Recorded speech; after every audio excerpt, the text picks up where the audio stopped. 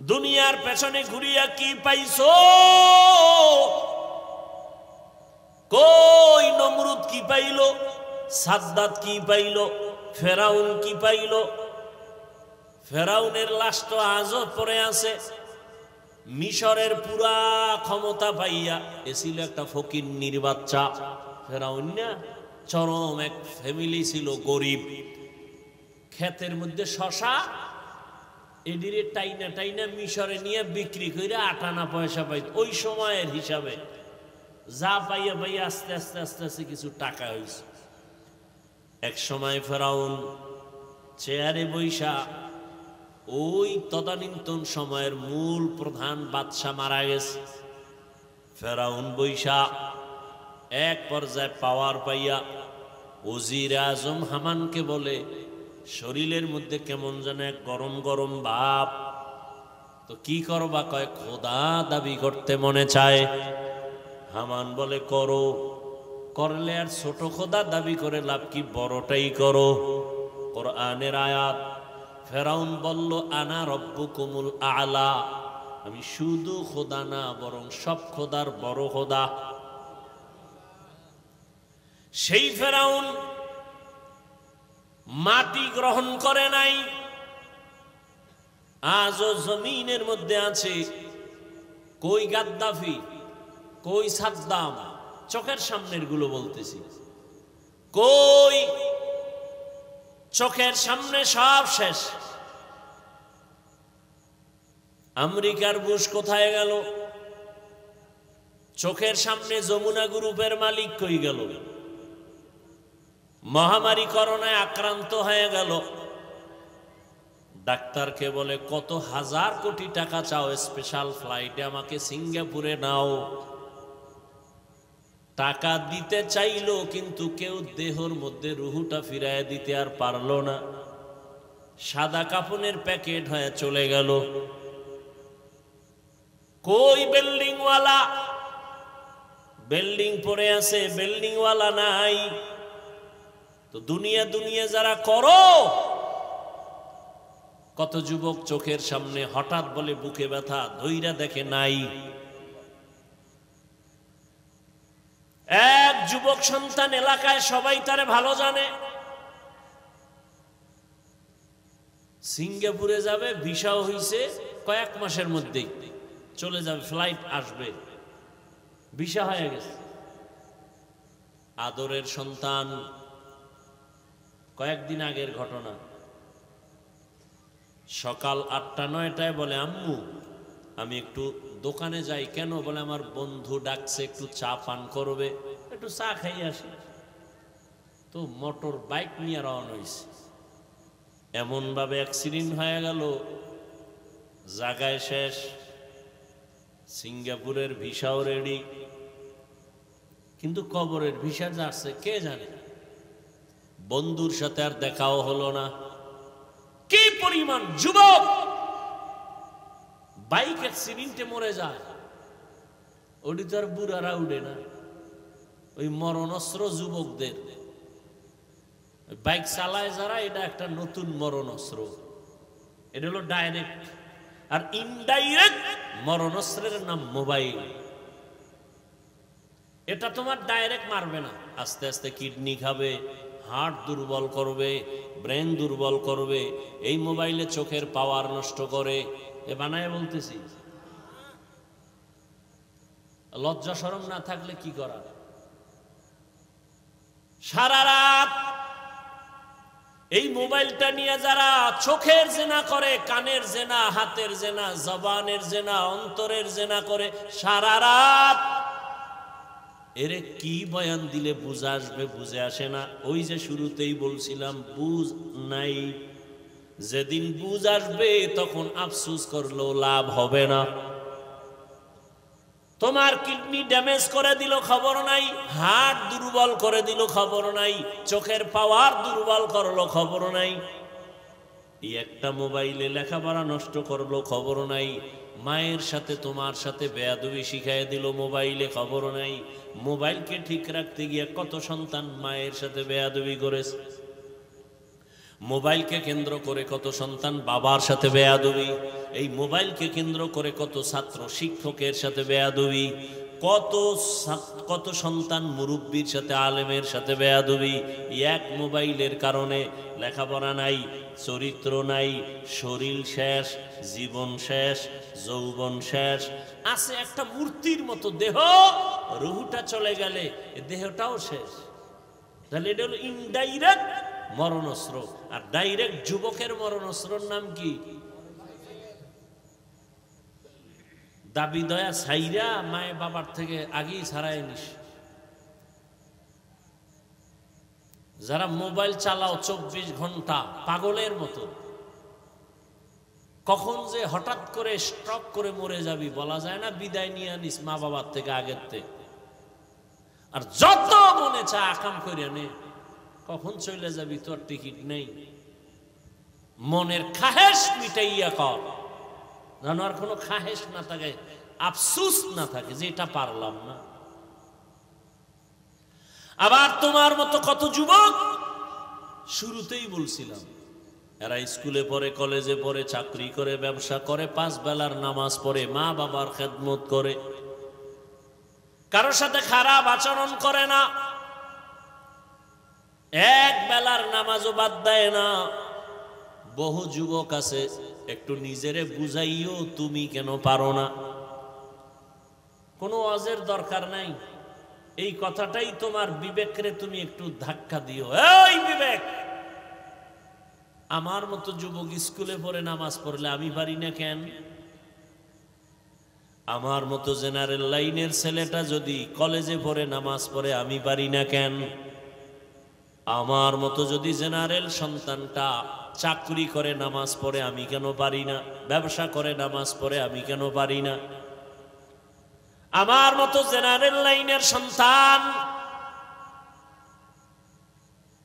কৃষি কাজ করে নামাজ পড়ে আমি কেন পারি না? শ্রমিকের কাজ করে নামাজ পড়ে আমি কেন পারি না? আমার কপাল বুঝি খারাপ? এই জন্য সারা বাংলাদেশে ঘুরে ঘুরে বলি, যুবক বাবারা, স্কুলে পড়ো, কলেজে পড়ো, চাকরি করো, ব্যবসা করো, বাধা নাই। তুমি ডাক্তার হও, ইঞ্জিনিয়ার হও, প্রফেসর হও, তুমি একজন ওসি, ডিসিএসপি হও, সাংবাদিক হও, তবে দাবি আমার একটা, বেয়াদব হইও না রে বাবা। বেয়াদব হইও না কথার ব্যাখ্যা, 3 জায়গায় বেয়াদবি করবা না, করলে ঘুমের ভিতরে মরণ, পঙ্গু হয়ে মরবি।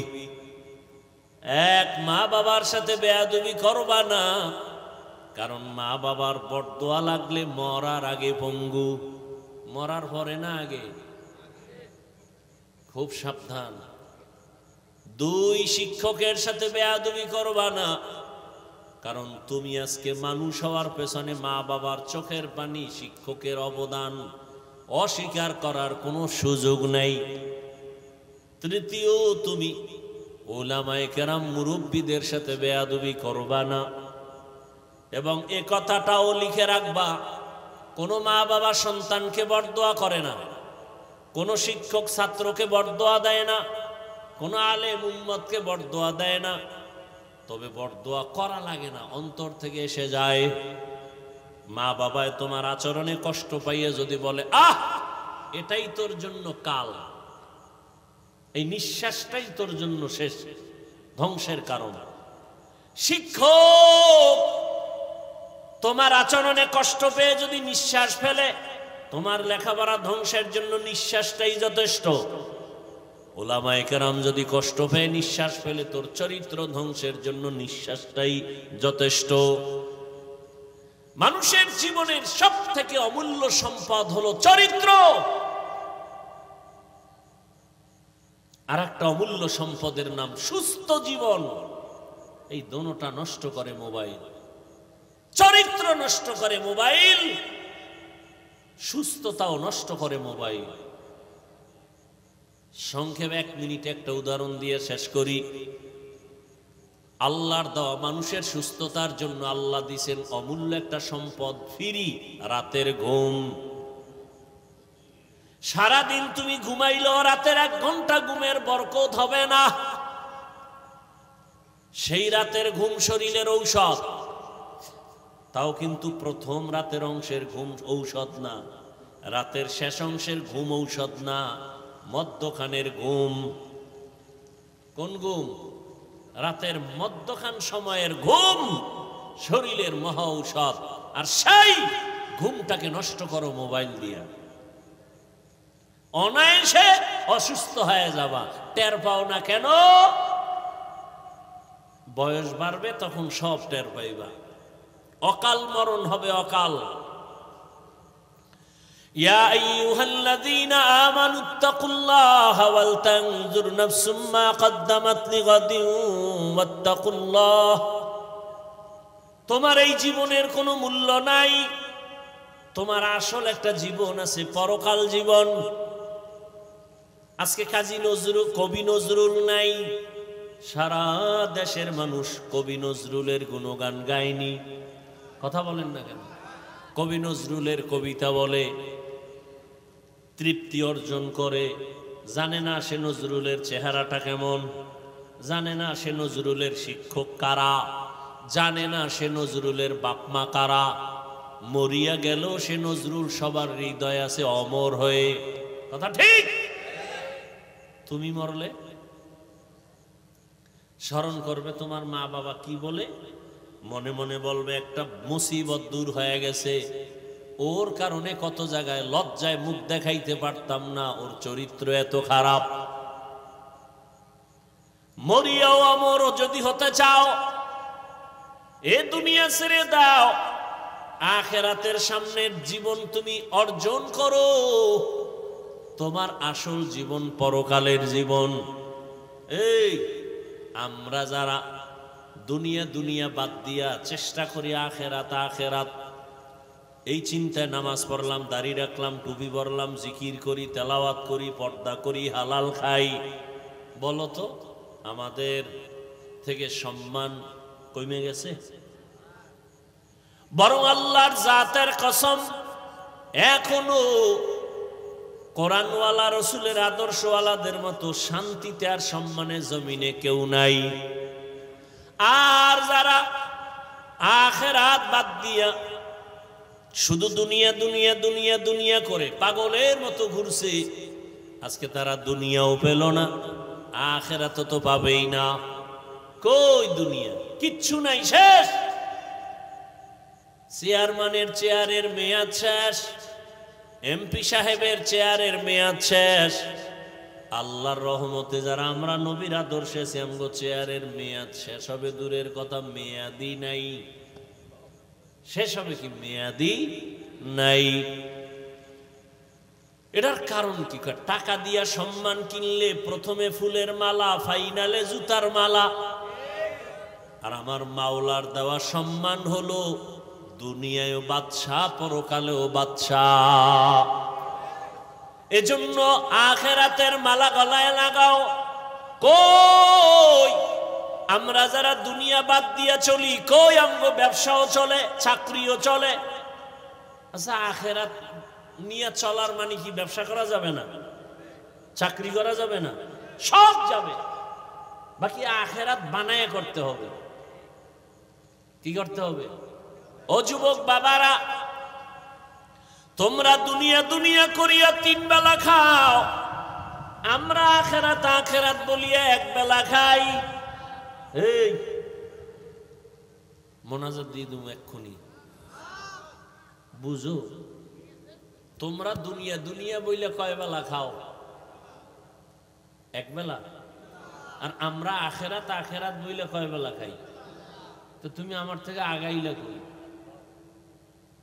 তোমরা দুনিয়া দুনিয়া কইয়া রাতে ঘুমাও, আমরা আখিরাত বলিয়া রাতে ঘুমাই।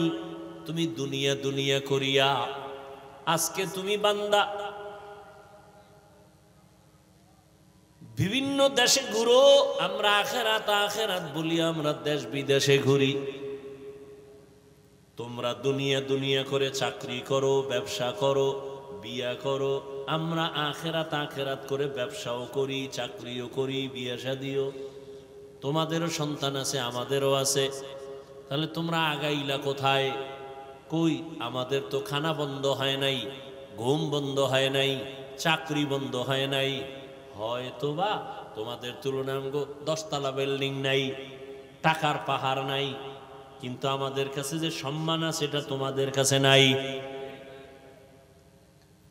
তাহলে আমরা আখেরাত বলতে গিয়া তো কই দুনিয়াতে সম্মান কমে নাই, খানা বন্ধ হয় নাই, বরং তোমরা দুনিয়া দুনিয়া করি এক সময় বাড়ি কইরা বাড়ি বেচছো, বাড়ি থুইয়া পালান লাগছে, ঠিক না? মহামারী করোনায় স্কুল বন্ধ, কলেজ বন্ধ, চাকরি বন্ধ, ব্যবসা বন্ধ। জানছনি, খবর রাখছনি যে একটা মাদ্রাসাও এ দেশে বন্ধ হয় নাই, কোনো হুজুর না খাইয়া মরে নাই।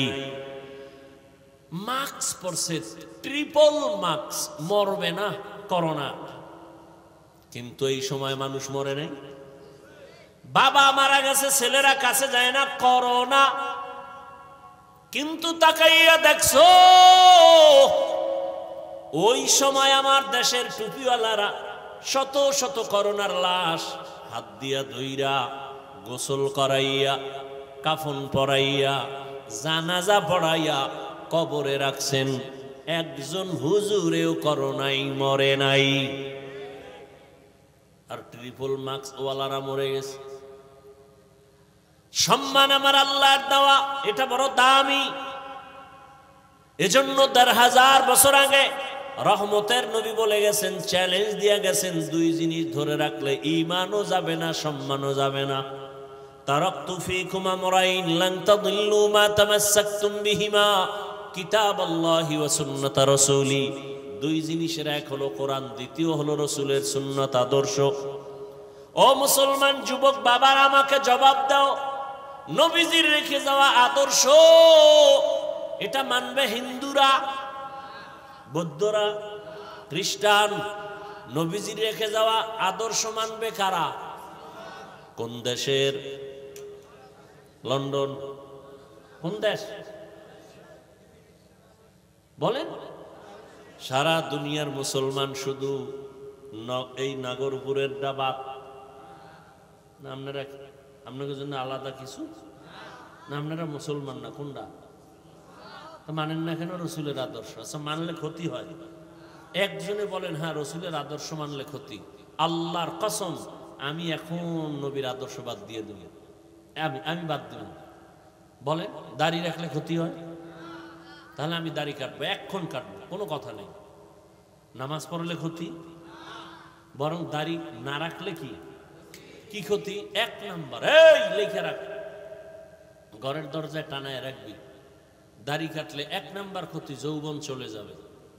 এই দাড়ি কামান্যার প্রবণতা যেদিন বাড়ছে সেদিন থেকে হারবাল কোম্পানিও বেড়ে গেছে, কারণ যৌবন নাই, হারবাল ছাড়া উপায় নাই। হাসিও না, খুব হিসাব করে কথা বলতেছি। তো কপাল পুরলে কি করার, ওই যে বুঝ নাই। 1 নাম্বার শাস্তি, দাড়ি কাটলে কি থাকবে না? 1 নাম্বার শাস্তি। আল্লাহ আমাদের হেদায়েত দান করুন। আরো কত কত এগুলো বলবো না। আল্লাহ যদি হেদায়েত দিয়ে দিব তো আমার সবাইরে জান্নাতে নেওয়া তো ফরজ না। দাওয়াত দিলাম, এটা আমার দায়িত্ব। মানবেন কিনা সে দায়িত্ব আপনার, বলবো কিনা সে দায়িত্ব আমার। কেমনে আর বুঝাবো? রসুলের আদর্শ থেকে আরো সুন্দর আদর্শ কারো কাছে আছে? থাকলে বলেন, আমি নবীরটা বাদ দিয়ে তাত্রা নিব। কেউ যদি বলতে পারেন হাফিজ ভাই নবীজির আদর্শ থেকে আর একটু সুন্দর আদর্শ হলো শেখ মুজিবুর রহমান সাহেবের ভেতরের টাপ, নাউজুবিল্লাহ পরে খাও, কি কই এটা হুনো। আমি নবীরটা বাদ দিয়া শেখ মুজিবেরটা নিব, খুব খেয়াল করো। কেউ যদি বলতে পারো নাগরপুরের জমিনে দাঁড়াইয়া নবী মুহাম্মদের আদর্শ থেকে একটু ভালো জিয়াউর রহমান সাহেবের আদর্শ, আমি নবীরটা বাদ দিয়া খোদার কসম জিয়াউর রহমানেরটা নিব, সাহস আসেনি বলার মতো? তাহলে শুনে নাও আমার থেকে, জিয়াউর রহমান বুঝি না, শেখ মুজিব বুঝি না, দুনিয়ার সব মানুষের আদর্শ নাপাক, একমাত্র রসুলের আদর্শই হলো পাক। দুনিয়ার সব মানুষের বানানো আদর্শ, আব্রাহাম লিঙ্কনের আদর্শ, মাও সেতুনের আদর্শ, লেনিনের আদর্শ, কার্ল মার্ক্সের আদর্শ, সব নাপাক। গণতন্ত্র, নারী পুরুষ সমান অধিকার, হ্যাঁ সমান অধিকার নারী পুরুষ। কি বুঝাইতে চায়? সহজটা বুঝাইলেই তো, উল্টাটা বুঝে কি? পুরুষ যেমন 4 বিয়ে করতে পারবে, নারীও 4 স্বামী রাখবে। তাসনিমা নাসরিন বলছিল, আমার পেট আমার শরীরের অংশ, আমার পেটে বাচ্চা নিব যেখান থেকে মনে চায় সেখান থেকে। একজন স্বামী আমাকে বাচ্চা দিবে এটা হতে পারে না। এটা কেমন পেট? আমগো দেশের কুকুর নিয়ে আছে, যেখান থেকে মনে চায় সেখান থেকে বাচ্চা নেয়। এই পেট মানুষের না কুত্তির? এই কুকুরনির পেট। এটা জানোয়ারের পেট হতে পারে, পশুর হতে পারে, মানুষের হতে পারে না। তাসনিমা পশু না মানুষ? মানুষ। কেমন মানুষ? MBBS doctor. কি ডাক্তার? এমবিবিএস ডাক্তার হইয়া কেন এমন পশুত্বের আওয়াজ? একমাত্র কারণ হলো তাফাক্কুহ ফিদ্দীন নাই, দিনের বুঝ নাই। আর দিনের বুঝ না থাকার কারণ হলো কোরআনের আলোর সাথে তার কোনো সম্পর্ক নাই। ঢাকা কলেজের প্রফেসর আহমদ শরীফ, সে বলে আমি মরণ বিশ্বাস করি না, কবর বিশ্বাস করি না। ছেলে মেয়েরে বলে গেল আমি মরলে আমার কবর টবর দিবি না। ঠিকই কপাল খুলে গেছে ফেরাউনের মতো, ওর আর কবর টবর হয় নাই। ছেলে মেয়েরা বাবার দেহটাকে হসপিটালে দান করে দিয়েছে, দেহ দান, আর আর কবর হয় নাই। তো কেমন সান কপাল যে মাইয়া ফোলারা যে একটু যাই কবরের পাশে দাঁড়াবে, কবরও নাই। ও আমার বাবারা, তাহলে পুরো বয়ান মনে রাখতে পারবা না। 2-3টা কথা মনে রাখো। এক, তোমরা দুনিয়া দুনিয়া কইরা কত উপরে গেছো, আর আমরা আখেরাত কইরা কইরা কত নিচে নামছি। হিসাব মিলাবা, এটা হিসাব মিলা একটা লাইনে যাও। নাম্বার 2, তোমার মতো জেনারেল লাইনের মানুষগুলো যদি জেনারেল পথে থাইকা 5 ওয়াক্ত নামাজ পড়ে, তুমি পারো না কেন? এটাও তুমি মিলাও। 2, 3 নম্বরে মদিনা ওয়ালা নবীর আদর্শ থেকে যদি আরো ভালো আদর্শ থাকে দেখাও, আমরা নিব। কিন্তু আজও পর্যন্ত কেউ প্রমাণ করতে পারে নাই। আজকে যদি নবীর আদর্শ মতে জমিন চলতো, দুনিয়ায় মরার আগে মানুষ বেহেশত দেখা যাইতো। নবীর আদর্শ কত সুন্দর, কাউকে গালি দেওয়া যাবে না, মিথ্যা বলা যাবে না, কারো হক নষ্ট করা যাবে না। নবী কেমন কেমন নবী, কেমন আদর্শের নবী আমার। শুধু মানুষ সামনে আসতেছে কোরবানি, নবীর আদর্শ কেমন? একটা পশু জবাই করতে গিয়া আর একটা পশুর সামনে কইরো না, ওই পশু কষ্ট পাবে। তাহলে একটা পশুর কষ্ট ইসলাম বরদাস্ত করে না, সেখানে মানুষের কষ্ট কেন ইসলাম সমর্থন করবে? একমাত্র রসুল বলেছেন, আল মুসলিমু মান সালিমাল মুসলিমুনা মিন লিসানিহি ওয়া ইয়াদিহি। খাঁটি মুসলমান ওই ব্যক্তি যার হাত আর জবান দ্বারা অন্য কষ্ট পায় না। একজনকে কথা দিয়া কষ্ট দেওয়া হারাম, কাজের দ্বারা কষ্ট দেওয়া হারাম। কতটা সব ইসলাম সহজ, এটারে কঠিন বানায় দিছে কেউ কেউ। ইসলাম মানলেই মনে করে মানুষ, মনে হয় বিপদ, অথচ ইসলামটাই হলো মানুষের জন্য নিরাপদ। দেখা হলে আগে সালাম দিবে, ইসলাম। কিছু খাবে ডান হাতে খাবে, পান করবে ডান হাতে, ইসলাম। সালাম দিলে মোহাব্বত বাড়বে, তো শত্রুতা করবে কেন? বারবার যদি সালাম দেয় শত্রু মিত্র হয়ে যায়। তাহলে ইসলাম মানলে সালাম দিতে হবে, সালাম বাড়লে মোহাব্বত বাড়বে, শত্রুতা আর থাকবে। তখন আর মোবাইলে গোপন হত্যা হবে না। সালাম নাই, মোহাব্বত নাই। সালাম দেয় না এমন জায়গায় গিয়ে দেয় যারে দেওয়া জায়েজ নাই। মিস কল পাইছে, আরে খালি সালাম। অথচ মাকে সালাম দাও, বাবাকে সালাম দাও, বোনকে সালাম দাও, স্ত্রীকে সালাম দাও, স্ত্রী স্বামীকে সালাম দাও, এগুলো নাই। বেগানারে সালাম দেয়, বেআই সাহেব বেআইনেরে বারবার সালাম দেয়, বউরে জীবনেও সালাম দেয় না। ইসলাম সালাম কতটা গুরুত্বপূর্ণ। আর সালাম কাবলাল কালাম, রহমতের নবীর আদর্শ, কথার আগে সালাম দাও। এরে পর্দার আম্মা জানেরা, বোনেরা,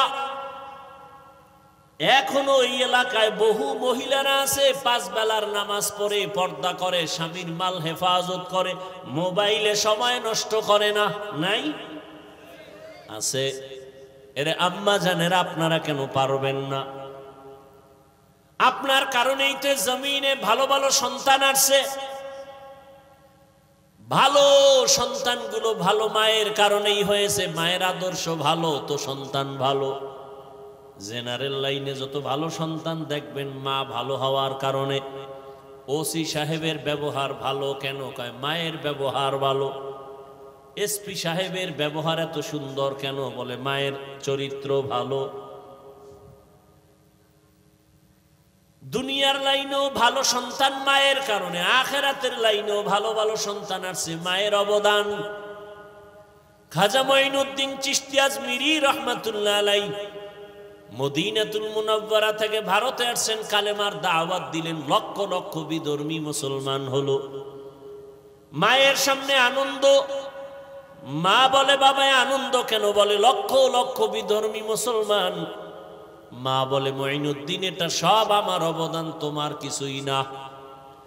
মা এই কথা বলা মাত্র মঈনুদ্দিন বলে মা, কারণ মঈনুদ্দিনের মা বলে রে বাবা, আল্লাহর কসম তুই আমার গর্ভে যখন আসছো আমি মা ঘুমাইতাম না, সারা রাত আমার মাওলার কাছে কান্না করে দোয়া করতাম, ও দয়ার মালিক আমার গর্ভের সন্তান তোমার ওলি হিসাবে পাঠাইও। দুনিয়ায় যখন আসছো আমি মা, এই মঈনুদ্দিন তোকে যতদিন দুগ্ধ পান করিয়েছি আল্লাহর কসম এক ফোঁটা দুধও আমি মা তোর মুখে বিনা অজুতে দিতাম না। যেই মা সন্তানকে বিনা অজুতে দুধ দেয় না, এই সন্তান জগৎ বিখ্যাত হবে না তো কে হবে? ও যুবক, এখনো সময় আছে, তওবার দরজা খোলা। মনে মনে আল্লাহকে বলো, হে মালিক জীবনে তো মনের ঝাল মিটাইয়া কম দাড়ি কাটি নাই, কম নামাজ সারি নাই, মনে চাইছে পার্কে যাব, গেছি। ও আল্লাহ মনের শখ মিটাইয়া কত গুনাহ করেছি, আজকে থেকে তওবা করতেছি, আর দাড়ি কাটবো না, নামাজ ছাড়বো না, বেপরদায় চলবো না। মা বাবার দোয়া নিয়া, শিক্ষকের দোয়া নিয়া, উলামায়ে কেরামের দোয়া নিয়া নবীর আদর্শ মেনে চলবো। আল্লাহর কাছে মন খুলে তওবা করো। আল্লাহ তওবার দরজা খুলে রাখছেন। ও আল্লাহ, কত বড় বড় বড় বড় নাফরমান গুনাহগারকেও তো তুমি ক্ষমা করেছো। আজ আমি তোমার দরবারের গুনাহগার ক্ষমা চাই। জীবনে গুনাহ তো কম করি নাই, হাতের গুনাহ, চোখের গুনাহ, জবানের গুনাহ, অন্তরের গুনাহ। ও আল্লাহ, আজকে থেকে গুনাহ মুক্ত হতে চাই। তুমি রিজিকের মালিক, তুমি সম্মানের মালিক, তুমি হায়াত দেয়ার মালিক। ও আল্লাহ, আজকে থেকে তওবা করলাম, আর তোমার নাফরমানি করব না। মা বাবার দোয়া নিয়ে চলবো, উলামায়ে কেরামের পরামর্শ নিয়ে চলবো, শিক্ষকের দোয়া নিয়ে নবীজির আদর্শ মেনে চলবো। অন্তরে যদি তওবার নিয়ত থাকে আল্লাহ পাক মুহূর্তে তোমাকে কবুল করে নিবেন। জানি না কার অন্তর তৈরি হবে, জানা নাই। আল্লাহ সবাইকে খাঁটি তওবাওয়ালা জিন্দেগি দান করেন, নবীর খাঁটি আদর্শওয়ালা জীবন আমাদের দান করেন। আলহামদুলিল্লাহি রাব্বিল আলামিন, ওয়াসসালাতু ওয়াসসালামু আলা সাইয়্যিদিল আম্বিয়া ওয়াল মুরসালিন ওয়া আলা আলিহি ওয়া আসহাবিহি আজমাইন। ইয়া আরহামার রাহিমিন ইয়া আরহামার রাহিমিন, ইয়া আরহামার রাহিমিন। রব্বিরহামহুমা কামা রব্বায়ানি সগীরা। আল্লাহুম্মা ইন্নাকা আফুউন কারীম তুহিব্বুল আফওয়া ফা'ফু আন্না। আল্লাহুম্মা ইন্না নাসআলুকা রিযাকা ওয়াল জান্নাহ ওয়া নাউযু বিকা মিন সাখাতিকা ওয়ান নার। আল্লাহুম্মা ইন্না নাউযু বিকা মিনাল বারাসি ওয়াল জুনুনি ওয়াল জুযামি ওয়া সাইয়্যিল আসকাম। ইয়া আল্লাহ, আপনি আমাদের মাফ করে দেন। আয় আল্লাহ, আয়োজন কবুল করে নেন।